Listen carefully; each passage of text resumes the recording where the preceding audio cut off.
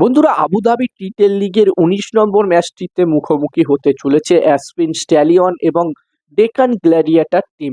দুটি টিমই এই সিজনে খুবই শক্তিশালী দেখাচ্ছে। তবে পারফরমেন্সের যদি কথা বলি, এই দুটি টিমের এখনো পর্যন্ত যেখানে ডেকান গ্ল্যাডিয়েটর টিম শুরুটা ভালো করেছিল, ব্যাক টু ব্যাক ম্যাচ তারা জিতেছিল, তবে তারা ব্যাক টু ব্যাক ম্যাচ হেরেই ম্যাচটি খেলতে আসছে। ৪টে ম্যাচের মধ্যে তারা ২টো ম্যাচ জিতেছে, ২টো ম্যাচ তারা হেরেছে। তবে ডেকান গ্ল্যাডিয়েটর টিম কিন্তু খুবই শক্তিশালী দেখাচ্ছে। খুবই বড় বড় ম্যাচ উইনার প্লেয়ার সেই টিমটির কাছে আছে।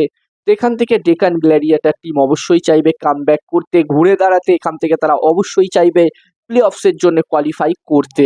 অন্যদিকে অ্যাসপিন স্ট্যালিয়ন টিমের কথা বললে, এই টিমটির পারফরমেন্স খুব একটা ভালো হয়নি বলা যেতে পারে। তারা শুরুটা খুব একটা ভালো করতে পারেনি। এখনো পর্যন্ত তারা যে ৪টে ম্যাচ খেলেছে, মাত্র একটা ম্যাচ তারা জিতেছে, বাকি ৩টে ম্যাচ তারা হেরেছে। যদিও বন্ধুরা, অ্যাসপিন স্ট্যালিয়ন টিমের কাছে এখনো পর্যন্ত সুবর্ণ সুযোগ আছে, এখনো তাদের কাছে সুযোগ আছে এখান থেকে প্লে অফসে কোয়ালিফাই করার। এখান থেকে যদি তাদেরকে প্লে অফসের জন্য কোয়ালিফাই করতে হয়, তাহলে তাদের বাকি ম্যাচগুলো অবশ্যই জিততে হবে। ধরে নেওয়া যেতে পারে তাদের কাছে প্রতিটা ম্যাচই নক আউট ম্যাচ। এখান থেকে বাকি ম্যাচগুলো যদি তারা জিততে পারে, তাহলে তারা কোয়ালিফাই করে যাবে প্লে অফসে। তো দেখার বিষয় থাকবে এখান থেকে অ্যাসপিন স্ট্যালিয়ন টিম কোয়ালিফাই করতে পারে নাকি প্লে অফসে।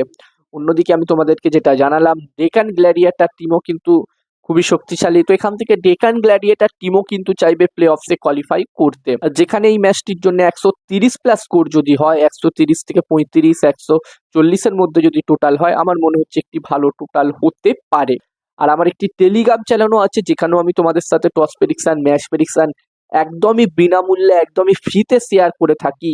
যারা যারা এখনই জয়েন হওনি, তাড়াতাড়ি জয়েন হয়ে যাও। ভিডিওর ডেসক্রিপশনের লিঙ্ক আমি দিয়ে দিয়েছি। আর আমার মনে হচ্ছে এই ১৯ নম্বর ম্যাচটিতে এখানে টস জিততে পারে ডেকান গ্ল্যাডিয়েটর, ম্যাচটিও জিততে পারে ডেকান গ্ল্যাডিয়েটর টিম।